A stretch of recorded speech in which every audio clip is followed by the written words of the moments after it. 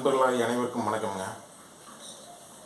சப்தமாதிபதி அப்படின்னு சொல்லக்கூடிய 7ஆம் அதிபதி 12 ஸ்தானங்களில் இருந்தால் எப்படி வெளிப்படுவார் அப்படிங்கிற விளக்கத்தை இந்த வீடியோவில் நம்ம பார்க்க போகிறோம். சரிங்களா? 7ஆம் ஸ்தானம் அப்படிங்கிறது சமூகம், வாழ்க்கை துணை, நட்பு, கூட்டு, பார்ட்னர், பங்காளிகள், இதெல்லாம் 7ஆம் ஸ்தானம். சரிங்களா? 7இன் விஷயங்கள் ஜாதகருக்கு எப்படி வாழ்வில் தொடர்பு கொள்ளும் அப்படிங்கிறத இந்த 7ஆம் ஸ்தான விஷயம். சரிங்களா? 7இன் விஷயம் சரி பாதி. சரிங்களா? ஆணாக இருந்தால் பெண்ணு, பெண்ணாக இருந்தால் ஆண்.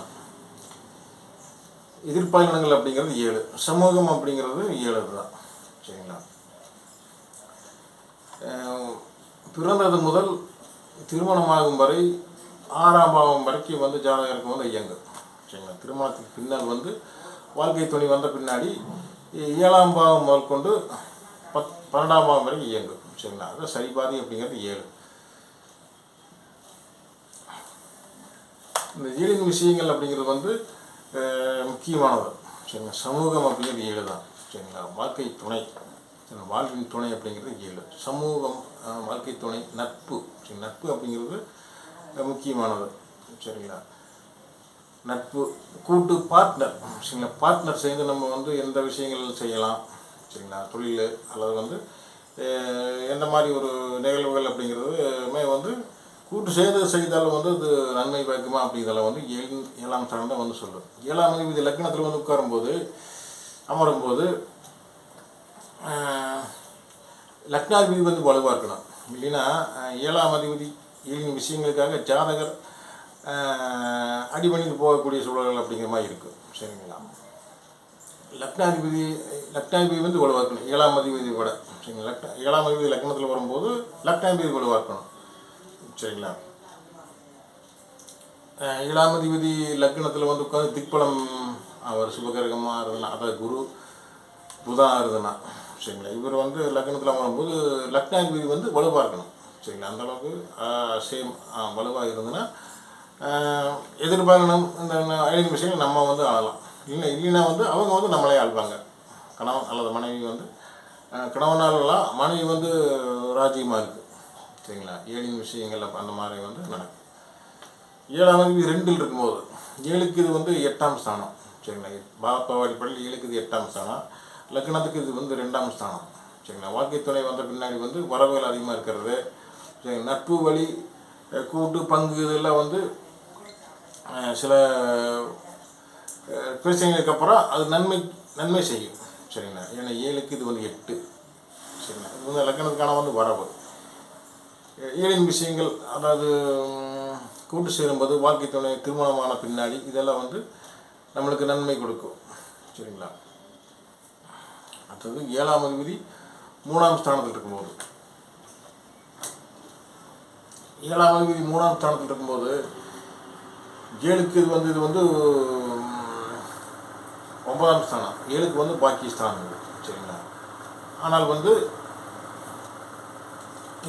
7, 3 அப்படிங்கிறது 7, 3, 11 அப்படிங்கிறதெல்லாம் காமத்திரிகோணம். சரிங்களா? ஒன்றுக்கு மேற்பட்ட தொடர்புகள் ஏற்படுவது இதெல்லாம் இருக்குது.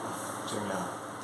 அது மட்டும்தான் இதில் மைனஸ். மற்றபடி 7இன் விஷயங்கள் எல்லாமே கூட்டு, பார்ட்னரு, பங்காளிகள் வழியில் எல்லாம் பாக்கியங்கள் அப்படிங்கிற மாதிரி எல்லாம் நன்மை நடக்கும். சரிங்களா? அடுத்து 7ஆம் அதிபதி 4இல் இருக்கும்போது தாய் வழி உறவுகளில் நம்மளுக்கு நன்மை கிடைக்கிறது. சரிங்களா? 7க்கு இது 10 பாவ அடிப்படையில். சரிங்களா? தாய் வழி உறவுகளில் நம்மளுக்கு நன்மை நடப்பது, அதாவது தாய் வழி உறவு, மாமன் அத்தை உன்னை திருமணம் செய்வது. சரிங்களா? வாழ்க்கை துணை வழியில் ப்ராப்பர்ட்டி அப்படிங்கிற நிலப்புலங்கள் அமைவது, வண்டி வாகனங்கள் அமைகிறதெல்லாம் இருக்குது. சரிங்களா? 7ஆம் அதிபதி 4இல் அமரும்போது சிறப்பு தான். அடுத்தது 7ஆம் அதிபதி 5இல் அமரும்போது. சரிங்களா? 7ஆம் அதிபதி 5இல் அமரும்போது தன் ஸ்தானத்துக்கு இது லாபஸ்தானம். சரிங்களா? 7க்கு இது லாபஸ்தானம். 7இன் விஷயங்கள் அனைத்துமே லாபகரமாக இருப்பது. சரிங்களா? 7இன் விஷயங்கள்னால் வாழ்க்கை துணை, நட்பு, கூட்டு, பங்கு, சமூகம், இதெல்லாம் லாபகரமாக நம்மளுக்கு இயங்கும். சரிங்களா. 7 அதிபதி 11ஆம் இடத்துல இருக்க வந்து மிகுந்த சிறப்பு. ஆனால் இன்னும் இது வந்து காமத்திரிகோணம் அப்படிங்கிறதுனால 7 11 3 இதில் வந்து காமத்திரிகோணம் அப்படிங்கிறது நான் அப்படியே சொன்ன விதிகள் அப்படிங்கிறது வந்து இதில் வந்து இதுலேயும் வந்து ஏற்படும். சரிங்களா. ஒன்றுக்கு மேற்பட்ட தொடர்புகள் அந்த மாதிரி இருக்கும். சரிங்களா. அடுத்து 7ஆம் அதிபதி 6ல் இருக்கும்போது 7ஆம் அதிபதி 6ல் இருக்கும்போது தன் தானுக்கு வந்து விரயஸ்தானம். எங்களுக்கு வந்து இது வந்து விரயஸ்தானம். லக்னத்துக்கு வந்து இது 6ஆம் ஸ்தானம். சரிங்களா. அதனால் வந்து வாழ்க்கை துணை, நட்பு, கூட்டு விஷயங்கள், சமூக விஷயங்கள் எல்லாமே வந்து விரயமாகுது. சரிங்களா. எல்லாமே வந்து விரயமாகி போய்விடுவது, பகையாகிறது. 7 விஷயங்கள் அனைத்தும் வந்து பகையாகிறது. வாழ்க்கை துணையே வந்து பகையாக செயல்படுவது, நட்பு, பங்காளிகள் இதெல்லாம் வந்து பகையாக மாறிடுறது. சரிங்களா. இதெல்லாம் வந்து இருக்கும். 7 விஷயங்கள் அனைத்துமே வந்து பகையாக மாற்றப்பட்டு விரயமாகி போகுது. சரிங்களா. அதுதான் வந்து 7ஆம் அதிபதி 6ல் வந்து இருக்கவே கூடாது. சரிங்களா. இருப்பதே கூடாது. அடுத்து 7ஆம் அதிபதி 7லேயே இருப்பது. 7ஆம் அதிபதி 7லேயே இருக்கும்போது இது வந்து சுபகிரகமாக இருந்தால் அது கேந்திராதிபதி தோஷம் அப்படிங்கிற மாதிரி ஏற்படுத்து. சரிங்களா. அசுப தொடர்புகள் எதுவும் இல்லைன்னா வந்து இது கேந்திராதிபதி தோஷத்தை வந்து ஏற்படுத்த. அசுபகிரகமாக இருந்தாலுமே 7 விஷயங்களை நம்ம சமாளிக்க வகையில் நம்ம வந்து வலுவாக இருக்கணும். சரிங்களா. அதனால் 7ஆம் அதிபதி 7 இருப்பது வந்து அவ்வளோக்கா பெரிய ஒரு சிறப்பு இல்லை. சரிங்களா. அடுத்து 7ஆம் அதிபதி 8ல் இருக்கும்போது இது வாழ்க்கை துணை வெளிவரவுகள் அப்படிங்கிற மாதிரி இது வரும். சரிங்களா. உழைக்காத வருமானம், சரிங்களா, இது வரதட்சணை, டவுரி இது மாதிரி விஷயங்கள் எல்லாமே வந்து வரவுகளாக இருக்குது. ஆனால் வந்து லக்னத்துக்கு இது 8ஆம் ஸ்தானம் அப்படிங்கிறதுனால 7க்கு இது வரவாக இருந்தாலுமே லக்னத்துக்கு இது 8. அதனால் வந்து பிரச்சனைகளும் அந்த தோடு வரும். சரிங்களா. உழைக்காத ஒரு ப்ராப்பர்ட்டி அப்படிங்கிறது வந்தாலும் பிரச்சனைகள் அப்படிங்கிறது வந்து கூடவே வந்து சேரும். சரிங்களா. 7ஆம் அதிபதி 8ல் இருக்கிறது வந்து ஒரு வகையில் சிறப்பு, ஒரு வகையில் வந்து சிறப்பின்மை அப்படிங்கிற மாதிரி வரும். சரிங்களா. அது அந்த 7 விஷயங்களுக்காக, அந்த 7 விஷயங்களுக்கு 7 வரவுகளுக்காக பிரச்சனைகளை சந்திக்கிற மாதிரி விதிகள் அமையும். சரிங்களா. அடுத்தது 7ஆம் அதிபதி 9ல் இருக்கும்போது வந்து 7 விஷயங்கள் வந்து பாக்கியமாக வந்து அமையும். சரிங்களா. அது 9ஆம் ஸ்தானம் அப்படிங்கிறது இது மறுதிருமணம் அப்படிங்கிறதையும் குறிக்கும். சரிங்களா. 9 விஷயம் 7க்கு 3 இது. சரிங்களா. அது வந்து மறுதொடர்புகள் அப்படிங்கிற மாதிரி விதிகள் இதுலேயும் ஏற்படும். ஆனால் வந்து 7 விஷயங்கள் அனைத்தையும் வந்து பாக்கியமாக இருக்குது. நட்பு, கூட்டு, பங்கு, பார்ட்னர் இது எல்லாமே வந்து நம்மளுக்கு அதிர்ஷ்டமாக இருக்குது. உயர்வான அதிர்ஷ்டமாக வந்து இருக்குது. இது இருந்த ஒரு அதிர்ஷ்டத்தை வந்து நம்மளுக்கு ஏற்படுத்தி கொடுக்கும். 7ஆம் அதிபதி 9ல் இருக்கும்போது ஒரு கேந்திராதிபதி திரிகோணத்தில் ஏறும்போது வந்து சிறப்பு. சரிங்களா. அடுத்து 7ஆம் அதிபதி 10ல் இருக்கும்போது தன் ஸ்தானத்துக்கு அது கேந்திர ஸ்தானத்தில் இருப்பார். லக்னத்துக்கு இது வந்து 10ஆம் ஸ்தானத்தில் இருப்பார். இது மெயினாக வந்து கூட்டு பங்கு சேர்ந்து தொழில் செய்வது. சரிங்களா. கூட்டு பங்கு சேர்ந்து கூட்டு பார்ட்னர் சேர்ந்து தொழில் செய்தால் வந்து மிகப்பெரிய அமோகமான வெற்றிகள் அப்படிங்கிறது வந்து கொடுக்கும். சரிங்களா. வாழ்க்கை துணையை வந்து பார்ட்னரை சேர்ந்து செயல்படுவது, ஜீவனம் செய்வது, தொழில் செய்வது. சரிங்களா. இதெல்லாம் வந்து மிகுந்த சிறப்புகள் அப்படிங்கிறது வந்து பெற்றுக் கொடுக்கும். 7ஆம் அதிபதி 10ல் இருக்கிறது வந்து மிகுந்த ஒரு சிறப்பு. அடுத்து 7ஆம் அதிபதி 11ஆம் இடத்தில் இருக்கும்போது இது 7 விஷயங்கள் அனைத்துமே லாபகரமாக இருக்குது. சரிங்களா. 7 விஷயங்கள் சமூகம், சரிங்களா, வாழ்க்கை துணை, பார்ட்னர், பங்காளிகள், சரிங்களா, இதெல்லாம் வந்து மிகப்பெரிய வெற்றிகள் அப்படிங்கிறது மாதிரி வந்து செயல்படுது. சரிங்களா. 7க்கு வந்து 4. ஆனால் வந்து இது காமத்திரிகோணம் அப்படிங்கிறதுனால 3, 7, 11 அப்படிங்கிறதுல காமத்திரிகோணம். 7ஆம் அதிபதி 11ஆம் இடத்துல இருக்கும்போது இருதார குற்றங்கள் அப்படிங்கிற மாதிரி ஏற்படுத்தி கொடுக்கும். சரிங்களா. இரு திருமணம் அப்படிங்கிற மாதிரி விதிகளை வந்து கொண்டு வந்து சேர்க்கும். சரிங்களா. மறுதொடர்புகள் அதனால் லாபம் அப்படிங்கிற மாதிரி கிடைக்கும். சரிங்களா. ஆனால் வந்து இது வந்து மறுமுயற்சிகள் அப்படிங்கிற மாதிரி செஞ்சுவிடும்.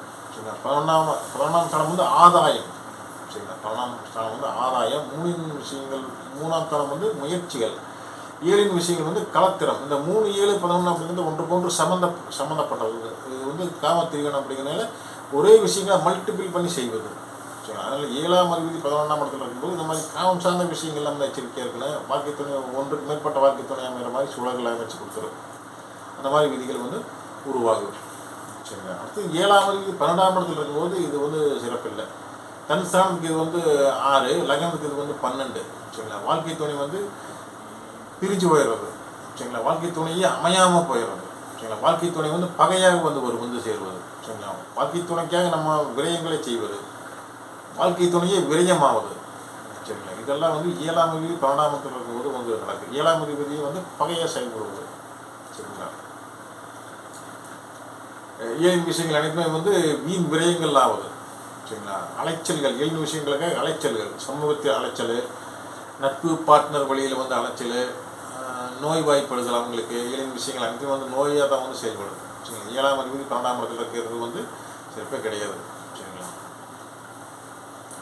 வருஷம் அடுத்த வீடியோவில் அஷ்டமாதிபதி அப்படின்னு சொல்லக்கூடிய 8ஆம் அதிபதி 12 ஸ்தானங்கள் இருந்தால் எப்படி வெளிப்படுவார் அப்படிங்கிற விளக்கத்தை நம்ம பார்க்க போகிறோம். சரிங்களா.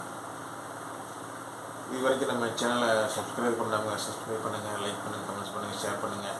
இதை வாட்ச் பண்ணுங்களுக்கு உங்களோட பிறந்த விவரங்களை அனுப்பி ஆன்லைன்லேயும் ஜாதகம் பார்த்துக்கலாம். சரிங்களா. ஓகே மாஸ், நன்றி.